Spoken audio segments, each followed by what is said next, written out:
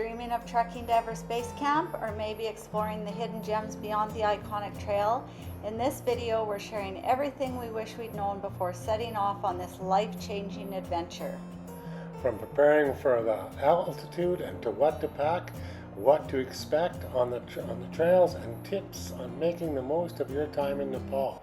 We've got you covered. We'll also share some personal stories from our trek, including the challenges, the unforgettable moments, and the lessons we learned along the way. Whether you're an experienced trekker or this is your first time lacing up your boots, stick around. We'll help you navigate Nepal's breathtaking trails with confidence. Well, ready to take the first step? Let's dive into it. Hello, friends. Namaste. Welcome back to our channel. I'm Big Lise. This is Big Jim, and this is Exit This Way.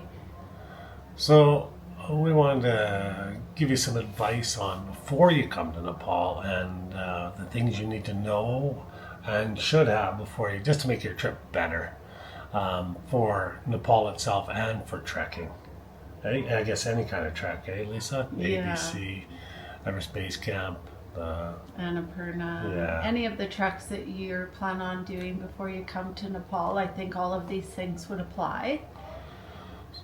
So when you first arrive at the airport, it's always a little bit confusing at any airport. Never mind just this one or any of them. Like it's trying to find your focus. So if you don't have a SIM card already downloaded on your phone, you got to get a SIM card right away, just so you know where you're going, so you can get taxis and stuff like that. So it's a good idea right away to get a SIM card or download it before you come.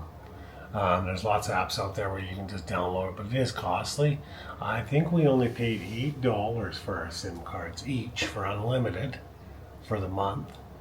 So it is cheaper if you land here and go get a SIM card here. But it is a little bit, you gotta do a little more extra legwork, I guess. Yeah, we kind of got lucky this time because we had our guide pick us up at the airport and take us to get a SIM card. But had we not had that, we would have definitely got that SIM card at the airport. And it probably would have been more expensive at the airport. But you do have to have that line of communication as soon as you land in order to get your taxi to wherever you're staying.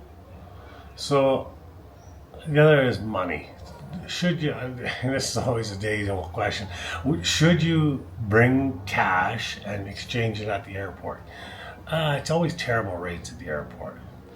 What I've always done, and it's just been easier instead of trying to fumble around, find all these places to exchange and the best rates and all that. I just go to the bank machine, the ATM, they all do it. Take as much money out as it gives you, because it does charge you $5 or $6 depending on which one you go to. The cheapest one I had was $6, and I could take 40,000 rupees out of it, which is $400 Canadian. So it is cheaper in the long run, I think, just to take it out of the bank machine, and it saves you a lot less headache. And then back to the taxi part. We generally like to try and download an app for whichever country we're going to, like a drive app, whatever that is, Uber or Lyft or Grab, any of those. Like investigate ahead and see what country uses what app, just so that you can use that as a guide, so that you know how much it should cost to get you anywhere, either to the airport, to your hotel, or your homestay, or wherever you're staying, or any other taxis you're taking. So that, because the taxis are always lined up at the airport, so you can go up and say how much. At least then you have somewhat of an idea of how much it should cost. They always double their price. Yeah. And to get a cheaper cab, you go outside the airport and get a cab from there. But it's a lot of work, and it's pain in the butt, especially when you land at night. So you can get fixed taxi prices there, but you got to find the guy, and they'll tell you how much it's going to cost and blah blah blah. So that is a good point, though. So coming to Nepal, you always try and pack light. Don't be afraid to buy stuff here. Man, it is cheap. I bought a North Face puffy jacket for $15 Yeah. Canadian, so that's about 10 US or 12 or 11 US. You know, what did you buy?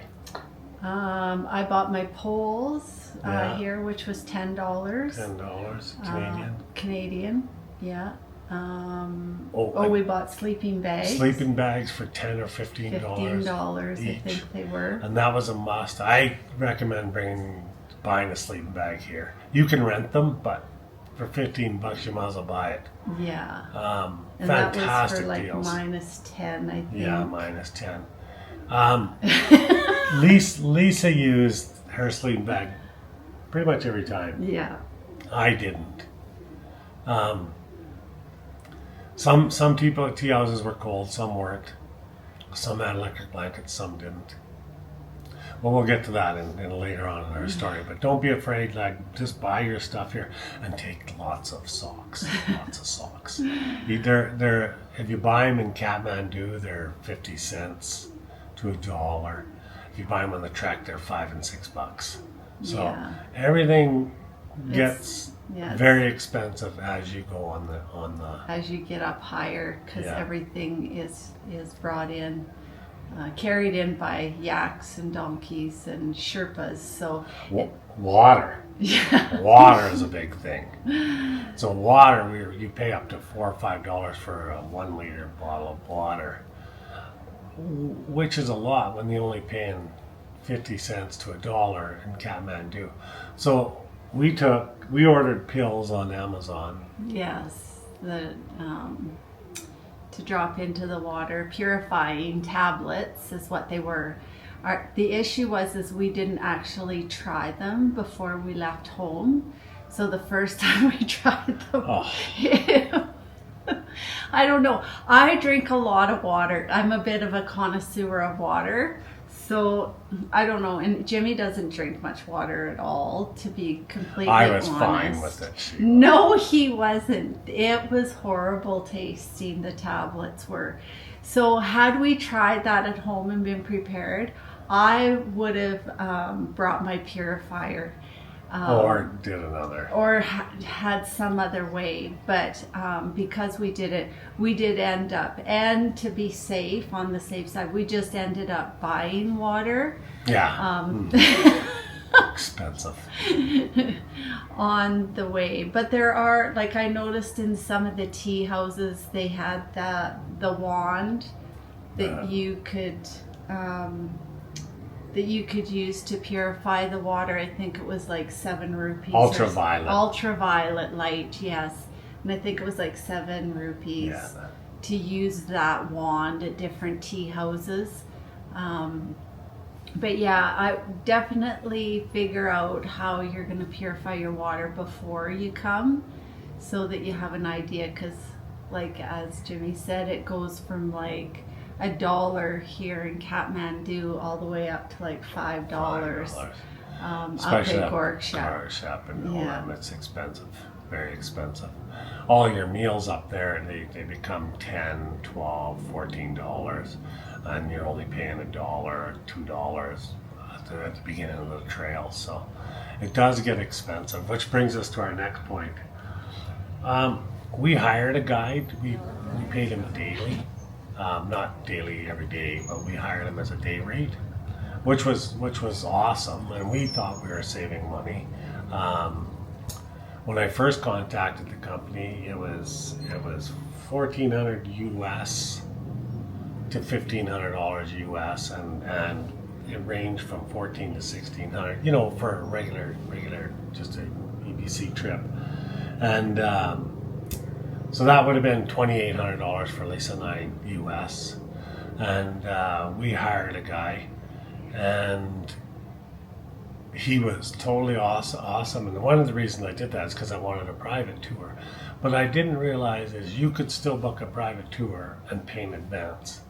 So looking back now, I would have paid up front, and the reason I would have paid up front is.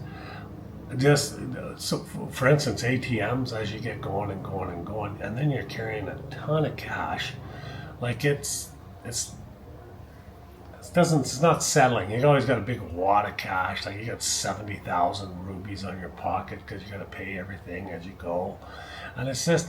It would have been easier to pay it up front, eh? And the amount on ATM I would have saved. Like I probably used it 10 times, so that would have been $60, $70 on the ATM alone that I would have saved. It's $100, right? Mm-hmm. So looking forward or looking back, I would have paid the guide right up, and I would have got a Sherpa right off the bat. There wouldn't have been no questions about it. Sherpas are cheap for you to enjoy your trip. Get a Sherpa, and it employs these guys too, and it is not much money. If $300 is going to break the bank on you, then you shouldn't be up here anyways. No. Get a Sherpa. I am telling you, it's so worth it. It saved Lisa's back. I had to carry my own. Oh no, he didn't. Stop kidding. You get a Sherpa. It's so. Get a Sherpa, don't get a guide, you know? Like, man, oh man, I'm telling you, that Sherpa's worth it. Yeah, he definitely saved us a lot of fights for sure. Yeah, it does really make the trek more enjoyable. 100%. If you're in shape and you want to carry your own pack and you're young and you're nimble, by all means, we're 55. Have at it. But we definitely were not prepared physically for this trek. Well, we were and we weren't. We weren't physically prepared for the elevation. And we weren't. And how do you train for that? You can't. You just got to go do it. And the humidity, where we come from, is very dry. So the humidity. So then that brings us to our next point too. So we come here just assuming we get on a plane, we fly to Lukla to Kathmandu. All good, all dandy. We're going to leave on November 1st or December 31st, and we didn't. Because of weather. Weather up, not in Kathmandu, but up in Lukla was bad. It was raining, blah, blah, blah. So they canceled a lot of flights, so you couldn't get in. So from December 31st to December 2nd, November 2nd, we decided, no, we'll hire the Jeep. I think I paid $200 for the Jeep to drive us for 12 hours. Eh? No, yeah, 10 to 11 just hours. a private Jeep because we didn't want to have to ride with 18 other people. And you'll see that on the trails. In a 4-man Jeep. Yeah. So we paid the $200. It was going to be, I think, $300 or $400. I think it was $400 or $500 to fly from Kathmandu to Lukla anyways. So $200 for the Jeep was cheap, we thought. It was cheap, don't get me wrong. But we had an 11-hour drive. Yes. And that wasn't the end of it, because the next day we went again for another 6 hours or 5 hours. Yeah, it was 11 hours to Solari. Yeah. And then we had to get in another Jeep the next day. And then, so that cost us 2 days. And then we hiked 39 kilometers. It was our biggest day. And we hiked a little bit the day before, and then we did a 39-kilometer hike, and it was up and down, just up and down, like this. It was before we got to Lukla. So when we got to Lukla, we could barely carry our packs. That's why we got the Sherpa.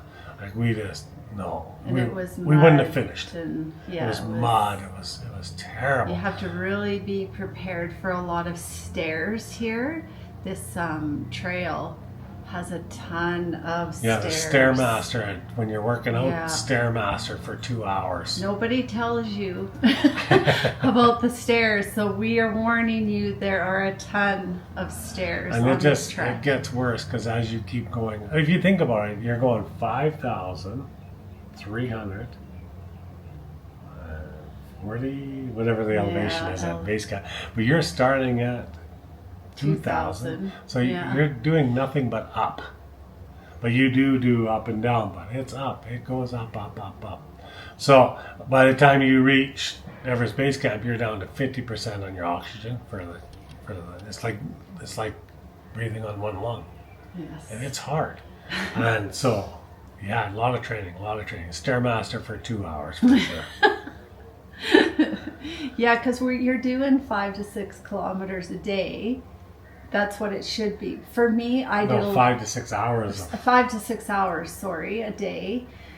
And for us, to go up, like you're kind of going diagonally up like this. So it's a lot more steps in a day than the regular Sherpa or guide does. Then you'll see why those guys make their money. If you go to our YouTube, Exit This Way, and click on, we've done a Everest Base Camp trekking videos. So just follow along on those videos and you'll get to see the stairs and the elevation and the struggle. So along the way, you're going to come to these tea houses. And these tea houses,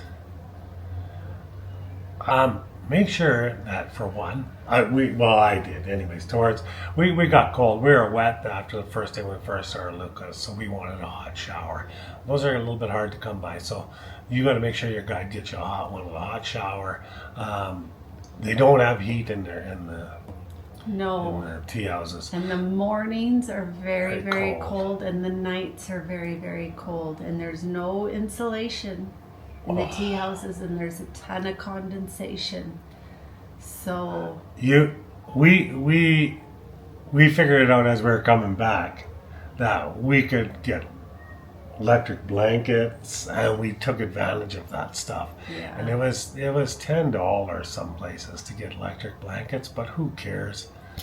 Well, and we were sick coming home. We both had colds. Yeah. So it was really hard to get warm.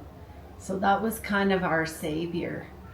So hot shower, like sometimes it was so cold, if you did have a hot shower, you didn't get in it because you knew you had to get out of it to get to bed, and you had to dry off and you'd be too cold. Yeah. And it's not like it's freezing cold. It's a different kind of cold. It's definitely not what we're used to in Canada, because we have like minus 30 temperatures, and we hike in that minus 30. It's just different here. It's a damp cold. It's a damp cold. So like your clothes feel wet, and like if I had a shower, it would take like, if I didn't have a blow dryer, it would take like 2 to 3 days for my hair to dry. Yeah. So you don't really want to have a shower unless you have that sunshine during the day on an acclimatization day. Then you can have a shower. That's where you treat yourself. Treat yourself. Have a proper sun bath, as our guide called it. Sun bath. And don't be afraid to treat yourself with a little bit of food. Every tea house that you come to will have the same menu. It's crazy. Yeah. So we treated ourselves to a couple of tea houses on the way back. We treated ourselves to one at Ding Boucher. Ding Boucher, which was...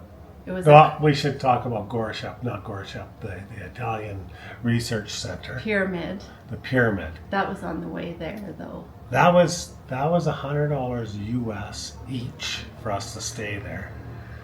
And it was just about 20 minutes outside of Le Boucher, so you have a little farther to climb.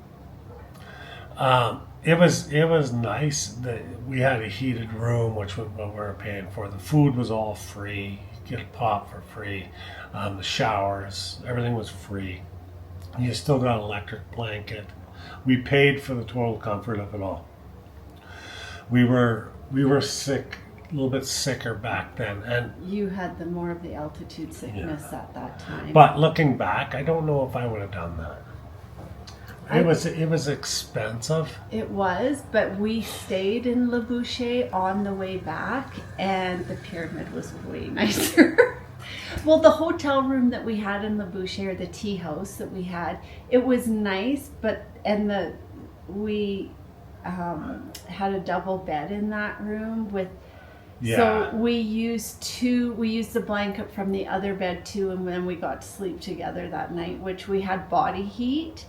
It was warm. That night, nice. But the room was cold, definitely. Yeah. And with the Pyramid, the room was warm, and we had a heated. And it was nice. It was a neat facility. You could go look at all the research they're doing on the mountains and blah blah blah. And it was neat to see. I'm glad we did it. I wouldn't do it again though. Is that fair? Yeah. Yeah, I guess. And Just because of the cost. there was one tea Oh, house. and the food. It took forever for us to get the food. But they were so busy there. They were so busy, those poor people. Yeah. And then when we come back, there was another town, In Dingbouché. Dingbouché, and we spent, I think it was $50 US for that place, but it had a wood burning stove in our It was a room. little cabin with a wood burning stove. To die for. It was perfect. Yeah, it was really lovely. It was a Hot nice showers. It was absolutely perfect. And I recommend that one. Coffee house. And it had a proper coffee. And that's what I mean by treating yourself to a proper coffee. When you get at these tea houses, all you're doing is drinking black coffee, tea. Yeah, I drank a lot of ginger tea, masala tea, milk tea, ginger tea, honey tea. To go have a cappuccino was a nice treat. But it is $5. It's just like buying it at home. So yeah. all in all, treat yourself on the odd tea house going. At least coming back, you'll thank yourself for that for sure. Yeah. So getting back, we get back, and now we don't have a plane to come back to because it's hard to explain to this airport. They, I guess you grab your bag and you put it on a conveyor and it goes through the conveyor, but I don't know why you do that because there's nobody looking at it. And then you grab your bag after the conveyor and you walk through and it's beeping because of the metal that's in your pockets and everything. Nobody checks you and you grab your bag and you go into the airport. And you've cleared customs. But there, to get your ticket, that's where I think where you should hire the company, because I think the tickets would already be there, and if they weren't there because of delays, you go in a queue and then you're lined up for that. Because we didn't do that, we had to wait and sit around, and then we had to make the choice of whether we wanted to fly to Kathmandu the next day or fly to Rampage. Yeah. Right, yeah, something like that. So, which was another, we land there, and it was another 6-hour Jeep ride back to Kathmandu, which we did because we were so tired. We'd been on that trail now 19 days. Yeah. With all the extra stuff and all that stuff there, and it was lots. Yeah, Dad. Loved every minute of it, but it was time to come home. So we took the flight out of there. Because we weren't guaranteed the next day to get to Kathmandu still. Because if weather flies in, then you're canceled. And you're stuck there for another couple of days. Yeah. If we had hired a company, I think they would have had all that in place. Like they would have had the flight from Luca already booked for us. Yeah. Or they would have had the flight home booked for us already. The thing is and our guide told us that. This has not gotten our guide. Our guide was awesome. No, he was. The thing was because we hired him privately through Facebook. Yeah.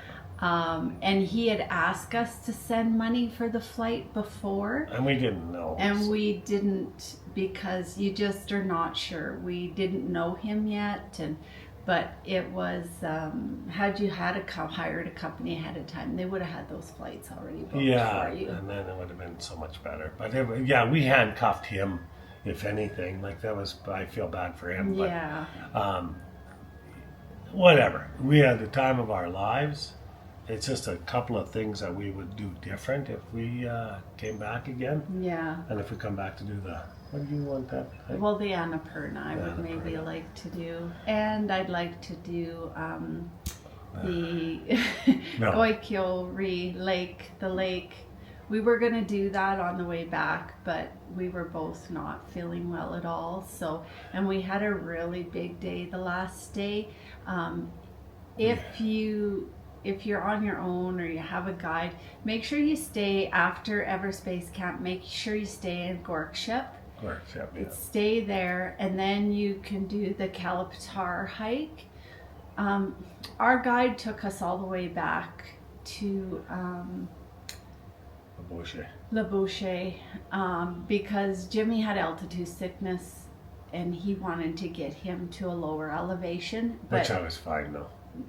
Yeah, I know, but whatever. We never should have It was too much. We It hiked was for way 10 too hours that much. day, and it was too much. Make sure you stay at Gorshep. Yeah. And that's our fault too. Like we should have took control of that and just said no, we're just staying here. Yeah, so we hiked 5 hours into Everest Base Camp at the capacity with the lungs. It was tough. It was a tough hike. And then we hiked 5 hours back. We got back in the dark. It wasn't fun at the end. No. But it was beautiful. But we wish we would have stayed at Gorshep. Yeah. That's the only thing we traded. We would have changed on the trail itself. Yeah. Like that was it. So beautiful time. Awesome. Hats off to our guide. Nomads.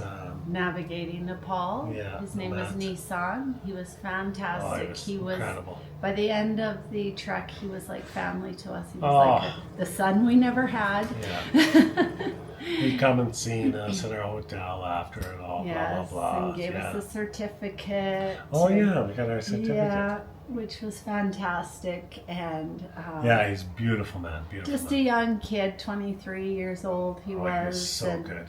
Him and his friend have this trekking company called Nomads Navigating Nepal. So check them out for sure. They were good, and don't be afraid. He's straight up and good, honest. And yes, yeah. And like I said, I would have sent him the money first if I'd have known. Had we known him ahead of time, I for would have sure. paid for it. So I was trying to be cheap, and it shouldn't have been cheap. And don't be afraid. Yeah, that's what I said. Like if you are booking a guide, whether it's him or not, make sure you check for little upgrades on your Teahouses and stuff like that, hot water. Make sure you ask about all that stuff before you go. Some people will stay in tents, and I couldn't have done that. There's not a chance I could have done that. No, and also he was really good because most all of our rooms had a bathroom attached, which was we asked for. That only was two one of our places. Stipulations. One or two places. Well, the research center didn't have a bathroom attached, and that was the only disappointing part about that place. And to spend that much money, it was a bathroom that was. Yeah, none of the rooms had a bathroom attached, I guess, because they have a really hard time keeping the pipes from freezing. Yeah. So, like in the mornings, lots of these rooms didn't have water because the pipes had frozen in the night. So, I was always glad that we had the bottled water for, a face wash and a toothbrush, just because a lot of them didn't have water in the morning when you woke up because the pipes were frozen. So, one other thing I just want to say, don't forget, is a buff. You buy a buff here. They'll make you buy a buff. They'll probably make you buy a buff, or they'll supply you with a buff. But for the dust, with the yaks and the donkeys, and Jimmy kicks up a lot of dust coming down the mountain. And he says for the cold air. And the cold air on the back of your neck. And breathing it in. Yeah. So yeah, don't forget a buff for sure. And don't forget to tip your guide and your porter. Yes. They're lovely people. They are fantastic. Well, I hope this helps you out, and if it did, if you found this video helpful at all, please hit the subscribe button, notifications, and a big old thumbs up if you could. Don't be afraid to leave any comments below if you have any suggestions for people, and you've done the Everest Base Camp trek, and let us know what your experiences have been, because we'd really like to know. So, yeah. For when we come back again. Yes. And we probably will come back again. It was a great hike, so. Nepal is beautiful. Thank you, folks. Namaste.